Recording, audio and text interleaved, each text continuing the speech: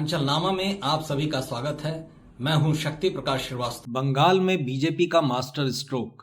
पूरे देश में भगवा लहराने का बीजेपी का संकल्प दक्षिण भारत के कुछ राज्यों और पूर्वी राज्य पश्चिम बंगाल फतह के बगैर पूरा नहीं हो पा रहा है। यही वजह है कि बीजेपी बंगाल फतह के हर जतन करने को तैयार रहती है। नए साल के शुरुआत में बीजेपी ने पश्चिम बंगाल की सत्ता कब्जाने के लिए एक ट्रेन के जरिए नया सियासी चाल चला है। सियासी गलियारे में ऐसा माना जा रहा है कि यह बीजेपी का मास्टर स्ट्रोक है। होने वाले विधानसभा चुनाव के मद्देनजर खेले गए इस ट्रंप ने अगर अपना निशाना साध लिया तो मानो बीजेपी का सपना पूरा हो जाएगा। पश्चिम बंगाल और उसके सीमावर्ती आसाम में मार्च अप्रैल में विधानसभा का चुनाव प्रस्तावित है। सियासी तौर पर ये दोनों राज्य बीजेपी के लिए बेहद अहम हैं। हालांकि आसाम में बीते एक दशक से बीजेपी की ही सरकार है और पश्चिम बंगाल में बीते एक दशक से सत्ता तक पहुंचने के लिए बीजेपी बेकरार है। इसी क्रम में साल के पहले दिन मोदी सरकार ने गुवाहाटी में कोलकाता के बीच देश की पहली वंदे भारत स्लीपर ट्रेन चलाने का ऐलान करके एक सियासी दांव चला है। इस आशय का औपचारिक ऐलान करने वाले रेल मंत्री अश्विनी वैष्णव ने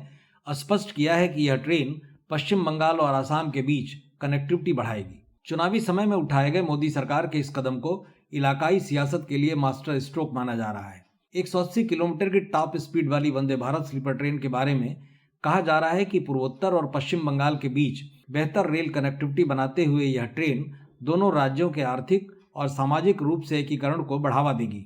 गुवाहाटी और कोलकाता इस क्षेत्र के दो सबसे अहम शहर हैं। दोनों शहरों के बीच एक अच्छी खासी आबादी नियमित रूप से यात्रा करती है। यह ट्रेन न केवल यात्रा समय को कम करेगी बल्कि कंफर्ट और सेफ्टी के मामले में भी एक नया मानक स्थापित करेगी। यही वजह है कि इसे महज एक ट्रेन का संचलन मानने की बजाय इसे सियासी टूल माना जा रहा है। ऐसा करके बीजेपी इन दोनों राज्यों के अपने वोटरों को यह संदेश देना चाहती है कि उसके लिए पूर्वी भारत खासकर बंगाल और पूर्वोत्तर का विकास काफी मायने रखता है। मोदी सरकार इस ट्रेन को विकास के प्रतीक के रूप में पेश कर रही है। अगर पार्टी इसे वंदे भारत स्लीपर का सियासी फायदा उठाने में कामयाब होती है तो सियासी जानकारों का मानना है कि उससे पश्चिम बंगाल के विधानसभा चुनाव में लगभग 180 सीटें जीतने की संभावना बढ़ जाएगी। चूंकि पश्चिम बंगाल में विधानसभा की कुल 294 सीटें हैं, बीते 2021 के विधानसभा चुनाव में बीजेपी और उसके गठबंधन को 38% वोट के साथ 77 सीटें मिली थी, जबकि दूसरी ओर सत्तारूढ़ तृणमूल कांग्रेस गठबंधन को 48% वोट शेयर के साथ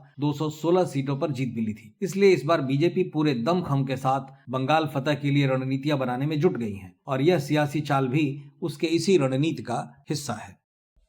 मतलब की बात में आज बस इतना ही। कल फिर मुलाकात होगी इसी समय इसी चैनल पर। तब तक के लिए नमस्कार।